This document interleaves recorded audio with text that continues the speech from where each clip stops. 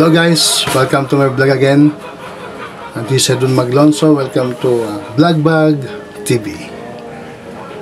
Guys, medyo matagal akong hindi nakapag-vlog dahil hinihintay ko po kasi yung process po ng aking application abroad for Ireland. Ito na nga, bali ang damit ko baliktad pa. Bali, ito nga po, nag-schedule na po ako ng appointment ko sa aking visa sa BFS Global Makati last August 13, 2024. Actually, unfortunately po, pinabalik po ako. Bali, hindi po kumpleto or sabi nating na-expired yung issuance ng aming contract kasi April 15 yung issue ng contract namin, at least daw 3 months po pwede. Kasi August, April, May, June, July, 4 months na. Kaya yun, pinabalik kami. Pero okay naman dahil wala na kaming binayaran na appointment, yung service fee, wala na kaming binayaran. Nagsulat na ng letter yung receiver, yung nag-receive ng nag-aayos ng mga papel namin, and then yun, pakita lang daw namin sa gwardiya. Dalawa kami ron, mga kasama ko. Bumalik kami ng August 29 kahapon kasi ngayon ako nagre-record August 32. Balik kahapon, and finally nabigay ko na lahat ng aking dokumento. Okay na po. Ang kulang ko nung pinabalik ako ay updated contract, work gap letter, and then application letter. Yung pong purpose to travel. Kaya itong vlog na to para po ito sa mga mag-a-apply ng visa, especially sa Ireland. Kasi iba-iba naman kasi ang pagkakaalam ko based on my experience, iba-iba naman yung kinakailangan ayon sa mga category kung anong visa apply mo at saan bansa ka. Halimbawa, kung ang visa mo employment visa katulad ko, sa Ireland kasi dalawang employment visa, isang CSEP or yung critical skill, tsaka GEP, General Employment Permit na katulad namin. Kasi ako General Employment Permit ako. Yun po, ang dapat nilang tandaan, yung mga kailangan na dalhin bago pumunta ron. Kung may agency kayo, as much as possible, at pag-coordinate kayo ron, bibigyan naman sa inyo ang mga kinakailangan. Pero yung iba kasi, minsan nag-update ang BFS sa opisina na may mga kaukulang pang kailangan katulad namin sa visa daw sa Cebu hindi raw kailangan yung ganito, sa Manila kailangan ng ito. Yun ang ayon sa sa agency na kinuha ng company namin. Kasi direct hire ako direct hire po ako, kumuha lang ng agency namin, gumawa ng company namin ng agency sa Philippines para yun ang magayos ng aming mga OEC at ang aming mga PIDOS, gano'n. Maging OFW talaga kasi hindi ka makakalis pag wala ka ng mga gano'n. Yun po ang kailangan po natin dala, syempre passport, yung ating mga dokumento, yung appointment letter, kabisado ko yan yung contract nyo sa inyong mga company, sa employer nyo, and then yung kung meron kayong support letter para sa financial, or sa iba kasi bangko, meron kayong pera sa bangko. Kami support letter po kami, tsaka accommodation letter meron din kami noon. Ito po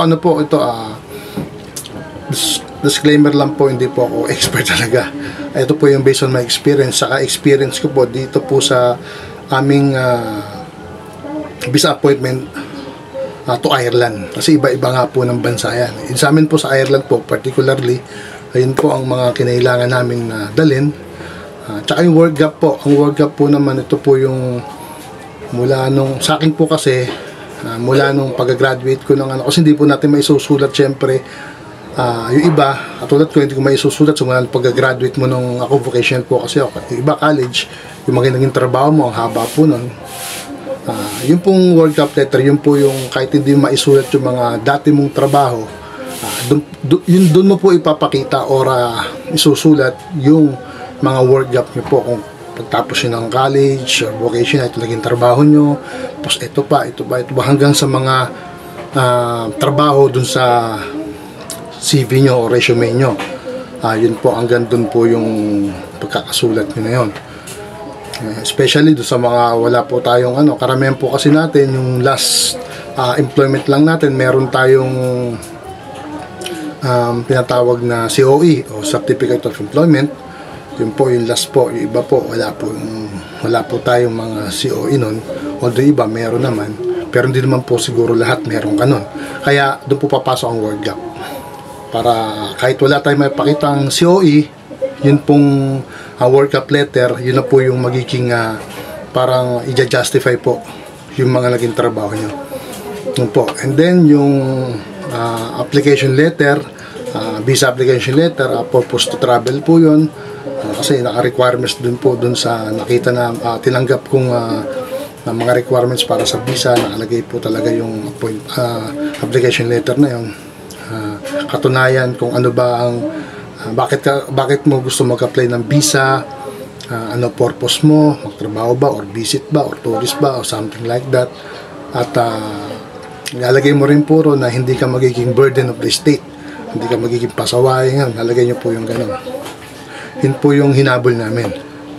At syempre picture, ako ang tip ko lang po,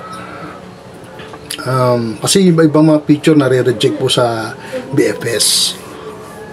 Hindi po natin alam kung kasi may mga certain na pagkakataon na hinahanap po ng BFS yung ganito pong picture, ganito klase, glossy or ganito. Hindi natin alam po yun.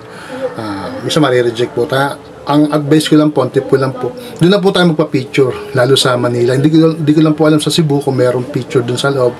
Doon po sa BFS kasi tie-up na po yung picture doon eh. Meron po resibo yon. Pag nagpa-picture ka ron, ang nakakatawa nga po nun na nagpa-picture po ako, bumalik, na-reject din po ron, ilabas po ron konti yung ngipin. Bawal po palang, kahit po katiting kasi, hindi ko makita yung labas yung ngipin ko eh. Nakita pala nung nag-receive. Talagang maano sila sa picture. Ngumiti ka pero walang labas ngipin. Kaya umulit-ulit ako. Pero same amount din po, 150 pesos. Yun pong picture na yun. Same amount din po kahit umulit ka. Yun po, mahigpit din po sila sa picture. Kaya po, yun. Kung sa akin lang po, doon lang po ako magka-picture sa Manila. Hindi ko po alam sa Cebu kung meron din ganun. Para sure, makukuha nila. Yun po. Tsaka magano po kayo ng, sa amin po kasi 3,600 ang ibabayad namin sa visa fee, 3,600 plus 150, 3,750 sa picture nga po. Hindi ko lang po alam sa ibang sa ibang bansa kung 3,600 din po, hindi ko po alam. Iba pa po yun sa pag nag-appointment po kayo, ibabayaran kayong 3,100. Yun po yung service fee. Tapos plus additional, mag-a-adds on po kayo kung magpako-courier kayo, i-deliver sa bahay nyo, or SMS lang. Kapag SMS lang, 150 po. Pag ipapadeliver sa bahay, additional 450. Ako na po, pick up lang po ako dahil medyo sure. Yun lang po, gusto ko mag-pick up lang po ako. Then 150 SMS para magme-message sila sa iyo for updating your process ng visa. Yun po.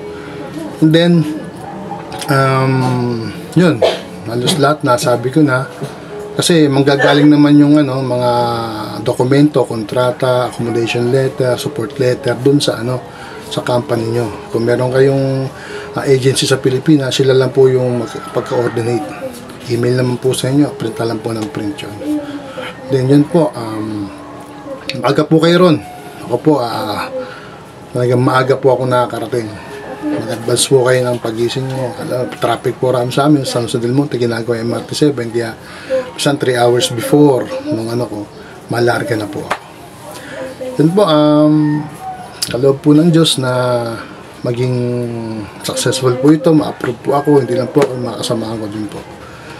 Maging handa po tayo, tsaka huwag po tayong mawawala ng pag-asa. Kaya ako po, February pa po kami nag-start ng apply, application po. Kung ng Diyos, visa na po kami. Po, maging handa po, mag-presentable po tayo ron. Sabit ng documents naman po ang sa amin, wala pong interview sa amin. Yun po, sa iba po yata meron. Yun po sa akin, sabi sa experience lang sa bansang Ireland, pasa lang po ng documents. Yun po, kung may nakalimutan po akong mga dapat dalin pa or ipaghandaan pa, just comment below po at para po ma-remind din po yung ating mga kababayan na appointment na rin po ng visa. Ilan po, maraming pong salamat and lagi nyo pong tatandaan, lagi po natin tatandaan. Mangarap po tayo, umaksyon po. Huwag po natin mga kalimutan na manalangin sa ating Panginoong Diyos. Di po tayo pabayaan po. Mangarap, umaksyon po. Yun po. Maraming pong salamat. Ito po muli si Edmund Maglonso. God bless po. Salud.